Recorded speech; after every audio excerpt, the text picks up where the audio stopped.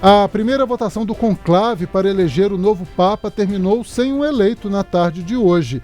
Por volta das 4 horas da tarde dessa quarta, no horário de Brasília, uma coluna de fumaça preta foi liberada pela chaminé da Capela Sistina, sob o olhar atento de uma multidão que acompanha o processo no Vaticano, na Praça de São Pedro. A gente está mostrando para você aí o vídeo saindo, as fotos, né, mostrando a fumaça preta, e temos também vídeos que mostram o momento em que a fumaça foi expelida pela chaminé da Capela Sistina. Fred, conclave, uma expectativa muito grande para saber quem vai ser o novo Papa, e o Vaticano seguindo aquele rito rigoroso, tradicional, milenar, e que chama a atenção de todo mundo, né? O Vaticano é uma das instituições mais ritualísticas do mundo. Assim, você tem uma pompa e uma história baseada nessa construção de ritos, de imagens e de processos, alguns muito rígidos. Um deles é exatamente esse da eleição de um novo Papa. Nós tivemos hoje um primeiro dia de reunião, houve o fechamento da porta, né, o extra homines, ninguém mais pode ter acesso com o mundo exterior de nenhum dos 133 cardeais, eles agora se fecham para a escolha do novo Papa. Nós tivemos uma surpresa, né, uma expectativa muito grande. A primeira sessão esperava-se que demoraria 2 horas. Ela durou 3 horas e 14 minutos. Foi bastante longa e gerou muita expectativa, inclusive, de que já pudesse eleger nessa primeira reunião. Hoje é o único dia que vai ter uma única sessão de votação. Normalmente dura 2 horas. Na eleição do Papa Francisco durou em torno de 2 horas. Mas tem uma coisa que deve ser levada em conta. A expansão do colégio cardinalício, né? Nós temos 18 cardeais a mais do que nós tivemos na eleição de Francisco. E nós temos cardeais de pelo menos 70 países representados ali. Então é muita gente reunida e buscando ideias, formas. O processo é um processo de voto escrito, manuscrito, né? Você preenche o nome do Papa, né, que você quer ver. Cada cardeal recebe 3 cédulas, ele é orientado, a primeira parte da cédula já vem escrito, né, que eu elejo para como sumo pontífice, aí coloca o nome. E imagino que esse primeiro dia de reunião de votação, ele tenha levado mais tempo diante desses novos cenários. O Fred, e a gente assistindo a essas imagens, vou até pedir à nossa direção de TV, pode deixar isso, as imagens em plano aberto, porque todo esse espaço aí em que nós estamos vendo as mesas, os cardeais posicionados, essa é a Capela Sistina, com essa pintura maravilhosa que é de Michelangelo, né? Ele demorou alguns anos para construir todo esse teto, completar todo esse teto com essas pinturas lindíssimas. Geralmente no dia a dia lá no Vaticano, essa capela está lotada de turistas, costuma ficar ali 1000 turistas dentro dessa capela, muitas pessoas fazendo fotos. No dia a dia não tem todas essas mesas, e chama a atenção de ver como que tudo muda para a eleição de um Papa, né? A gente inclusive vai ver o momento já também, no momento que você descreveu, em que as portas são fechadas e que muita gente, justamente isso, que muita gente fica até emocionada ao presenciar isso e ao assistir o Carmelengo. É o Carmelengo, né? Não, esse daí é o Diego Ravelli, se não me engano. Ele é o arcebispo de Roma. Ele presidiu essa cerimônia. Ele é uma espécie de mestre de cerimônias desse primeiro dia. O dia começou muito cedo, lá, por volta das 5 horas da manhã, horário da Itália, né?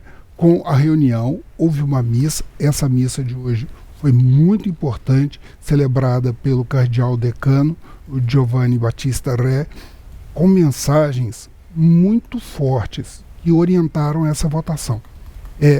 Ele pediu a unidade da igreja Ele falou de um momento difícil passado por todo o planeta e ele falou também da manutenção da unidade da igreja. Há uma preocupação muito grande diante das ameaças que vem correndo ao longo dos anos, né? Francisco enfrentou algumas delas, algumas com menos sucesso do que ele gostaria, em especial nesse caso aí, o problema dos abusos sexuais dentro da Igreja Católica. A comissão que ele criou em 2019, em 2023, o último dos representantes renunciou. Houve algumas ações, houve uma expulsão de um dos cardeais em Roma, não foi nesse caso, desculpa. Confundi com um outro problema, que é a questão financeira do Banco do Vaticano. Mas ele não conseguiu dar conta dessa questão, que há muita pressão da sociedade, dos fiéis católicos em relação ao Vaticano. O segundo problema, esse sim tem a ver com a expulsão de um cardeal que até tentou participar desse conclave, mas ele já havia sido expulso, é a questão do Banco do Vaticano, que também Francisco ele fez algumas reformulações, ele fez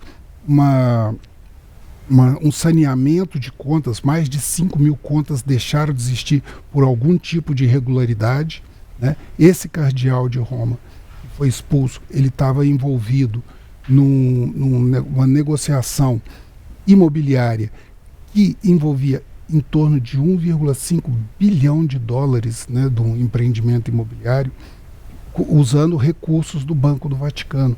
Então, esses dois problemas acabaram não sendo resolvidos. Francisco enfrentou também outros desafios que o conclave hoje tem que levar em conta na escolha do próximo Papa. Um dos problemas é a redução do número de vocações, ou seja, há menos seminaristas. Nos últimos 12 anos só vem caindo o número de novos padres. Hoje, se não me engano, no último anuário apostólico, estava em torno de 100 mil seminaristas, né, o que chama-se vocações. E isso significa que, com o crescimento vegetativo da população, você tem uma comunidade cada vez maior para um número cada vez menor de padres e mais idosos para lidar com esse desafio da atividade pastoral nas comunidades. Isso é bastante complexo para a Igreja Católica, né? Essa perda de espaço. Há também o Francisco enfrentou de uma forma muito corajosa o problema da diversidade geográfica do povo católico. Está crescendo com o maior, hoje é 1,4 bilhão de católicos em todo o mundo, mas ele cresce principalmente na África e na Ásia e menos na Europa. Mas ainda há uma discrepância muito grande do colégio cardinalício com relação a esse número de católicos, que, apesar de ser em torno de 17% da população mundial, ele não vem variando, ou seja, ele só cresce vegetativamente. Ele perde espaço para vários outros grupos religiosos e, principalmente, o que é a preocupação do Giovanni Re na missa de hoje, para os agnósticos e ateus. Ou seja, a perda da fé é uma ameaça a toda essa estrutura do Vaticano. Fred, agora sobre o conclave em si, eu acho que a gente tem muito... Quem assistiu, né, teve esse filme indicado ao Oscar aí, Conclave, tudo, ficou muitas coisas do que é verdade, o que não é verdade. Mas falando de previsão, assim, para a escolha desse novo Papa, né? Hoje, o primeiro dia, não se teve resultado, né? Mas assim como foi com o Papa Francisco e com o Bento XVI ali, que as votações duraram 2 dias, há uma expectativa de que isso seja resolvido, que a gente tenha essa fumaça aí branca, né, amanhã, ou a expectativa é que isso se arraste um pouco mais, até porque tem mais votantes agora. Tem um limite nisso, assim, de que aí vai ter uma regra, agora vai ser maioria simples ou algo do tipo, um limite de dias que esses cardeais podem ficar aí, né, enfim, para essa votação? Não, o limite de dias não tem, não existe. No século XII, mais certo, o Papa Gregório X, o conclave dele durou 34 meses. Né?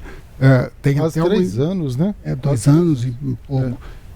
Tem até uma passagem histórica de que, para acelerar a solução, eles arrancaram o telhado da capela onde eles estavam reunidos e também passaram a oferecer comida fria para que saísse a solução rápido. Então não há um limite temporal, mas há regras para poder tentar chegar a um acordo mais rápido. Né? As reuniões, a cada 7 sessões de votações, tem um dia parado para orações. Ou seja, se nas próximas 7 sessões não tiver uma solução, o domingo agora vai ser dedicado a orações para que haja de acordo com a doutrina católica, a iluminação dos eleitores. Ao longo de várias sessões, a cada 7 sessões, um intervalo para oração, se não me engano, a partir da terceira, vai dar em torno do dia 22 de maio, muda o critério. Deixa-se de exigir, deixa-se de colocar todos os cardeais para serem votados e só os 2 mais bem votados vão disputar. E precisa de 2/3 dos eleitores. Houve uma época em que se mudou essa regra, passando para a maioria simples após um certo núcleo de sequência de votações. Mas isso retornou, se não me engano, em Bento XVI, voltou a ser a votação exclusiva de 3/4 para garantir. Você precisa de uma maioria consistente. E é essa maioria consistente que normalmente leva mais tempo. Na história da igreja, parece que foi Júlio II, levou algumas horas. Nos últimos 10 papas, somente Pio XII levou menos tempo, acho que 2 ou 3 sessões, foi bem rápido. Os últimos 2 papas, Bento XVI e Francisco, foram em torno de 5 sessões de votação, né? 2 dias. Então, é uma coisa assim que a gente não tem uma expectativa de que vá ser um conclave muito demorado. Mas isso é uma coisa que a gente não tem como dizer daqui de fora. Algumas observações nos permitem fazer algumas expectativas. Vamos lembrar. Francisco, ele nomeou hoje, desses 133, praticamente 80% foram nomeados pelo Papa Francisco. 108 cardeais, né? 108. Né? A lógica de votação não é diferente da lógica de votação no processo político laico. Né? Muitas vezes você tem obrigações desses cardeais com a sua comunidade, com a sua congregação e com se ele é franciscano, se ele é jesuíta, a que corrente ele responde. Né? Esse número de nomeações de Francisco não é exatamente o mesmo número de cardeais que hoje são chamados de bergoglianos, ou seja, aqueles que querem a continuidade do processo iniciado pelo Papa Francisco. Agora, você tem também um grupo de cardeais que são os chamados progressistas, que é um número bem menor e que querem avanços ainda maiores em relação a isso. Né? Lembremos que, apesar do discurso do Francisco ter sido muito renovador para a igreja, né? Ser muito progressista, ele sinalizar muitas mudanças, ele conseguiu aprovar menos do que ele gostaria. Né? Várias coisas mudaram. Apesar dele ter sinalizado, por exemplo, pela comunhão dos divorciados, isso não virou regra. Né? Ainda não é uma regra. A questão, por exemplo, sacerdotal das mulheres, as mulheres poderem celebrar a missa, né, e oferecer a comunhão, ministrar a comunhão, também não passou. E isso daí já vem se arrastando já há um bom tempo. Né? Esses progressistas querem isso. Por outro lado, nós temos alguns grupos mais tradicionalistas e mais conservadores que buscam uma igreja mais doutrinária, uma igreja mais focada no fortalecimento do Vaticano para que ele cumpra o seu papel. Aí sobra o quinto e último grupo, que é um grupo que hoje estaria em torno de 25% do número de cardeais. Aí é uma estimativa assim, que a gente ouve das pessoas que fazem análise do Colégio Cardinalício, que são os moderados, que eles não são nem bergolianos, nem são tradicionalistas, né? Eles são pessoas que normalmente eles compõem essa votação. Pelo número significativo de bergolianos e de progressistas, é bem provável que um número pequeno desses moderados já consiga levar a eleição de um Papa mais próximo da linha de Francisco. Mas se a disputa continuar, é possível que isso leve bem mais tempo. Eu acredito que até sexta-feira a gente deve ter um resultado. Eu acredito nisso por pistas que os próprios cardeais já vêm dando e que você trouxe aqui também. Por exemplo, essa pregação da unidade, né? Então já demonstra que se eles demorarem muito numa eleição, se estenderem muito para uma eleição, pode parecer que a igreja está dividida, que os cardeais não se conhecem, não se entendem. Então eu acabo acreditando que a gente vai manter essa tradição dos últimos 10 anos de eleger um Papa até o terceiro dia.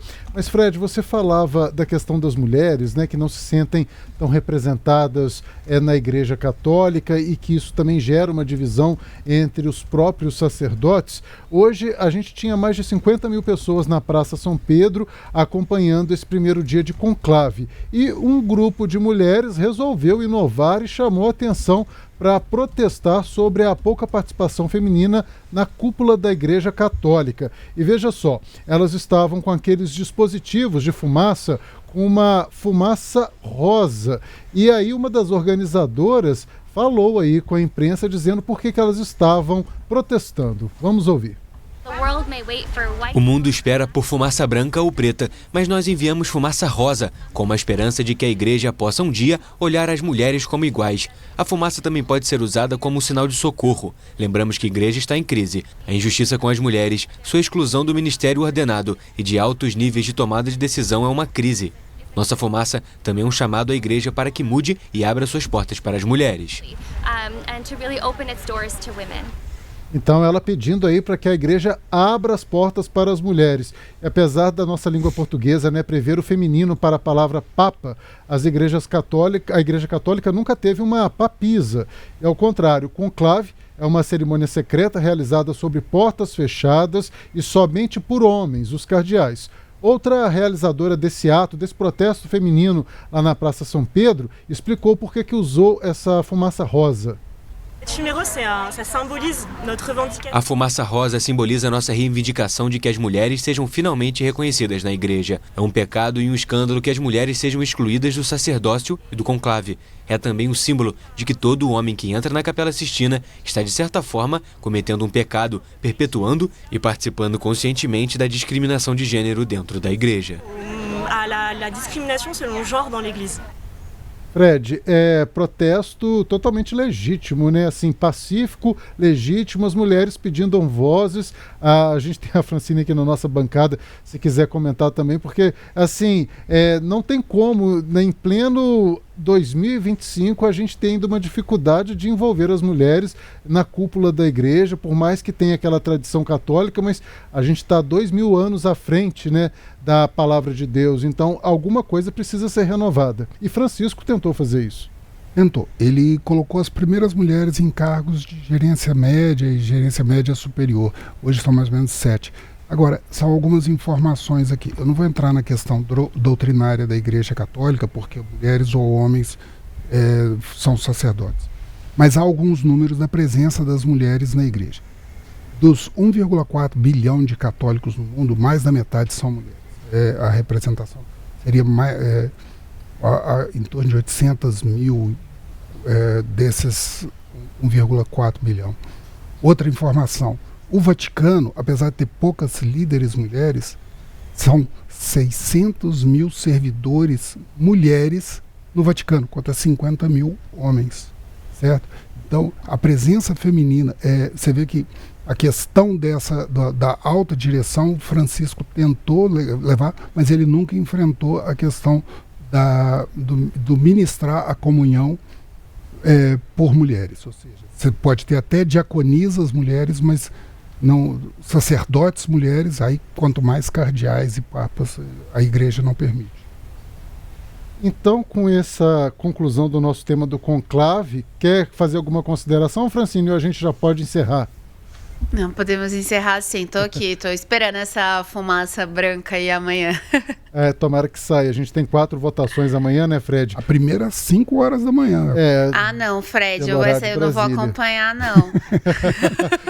2 pela manhã, 2 à tarde. E só terminando aqui com uma curiosidade, apesar de serem 4 votações, mas a gente só tem chance de ver amanhã 2 fumaças. Né, porque eles realizam 2 votações pela manhã. Se as 2 não elegerem um Papa, aí a fumaça é preta. Se houver a eleição, já sai a fumaça branca. E à tarde é a mesma coisa. 2 votações, mas apenas uma fumaça, seja branca ou seja preta. Então, que ninguém fique empolgado achando que toda hora vai estar a chaminé acesa lá, soltando essas fumaças.